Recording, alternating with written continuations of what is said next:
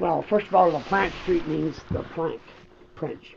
And the reason it's called the plank is because the people used to go to New Brunswick, they carried a plank down this road and put it on the river down there, and that's how they crossed the river. And they take the plank down to cross the river, so that's why it's called the plank street. Plank was there, okay. But anyway, they would say, "Where are you going to go?" I go down to the plank and to cross the little what's the river? Michigash? No, I don't know what it is. Plant Street River, anyway. That's why it's called the Planch, which is French for the plank. That's when the Acadians lived here.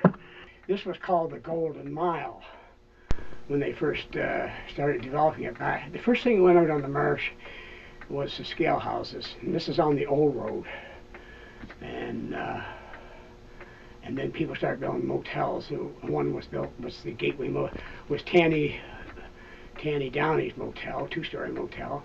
And it burnt. My brother owned it when it burned. It was called Gateway Motor Inn then.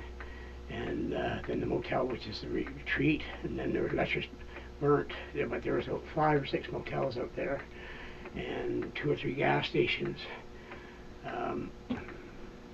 There was an A&W out there. I built that for Lorne Letcher. It was years ago when you drove in and ordered, and the girls come out. Yeah. And brought the trays, hung them on your car. I built that. I built Letcher's Motel, and I built the A&W, probably in the 70s. So that was quite an area at one time. Well, then when they built the shopping center on the other end of town, everything shifted over there. That was just a local term for it. Oh, you must be out on the Golden Mile, because the whole Amherst was going this way. I say, when they built the first shopping center 30 years ago, then everything shifted over to the other side of Amherst.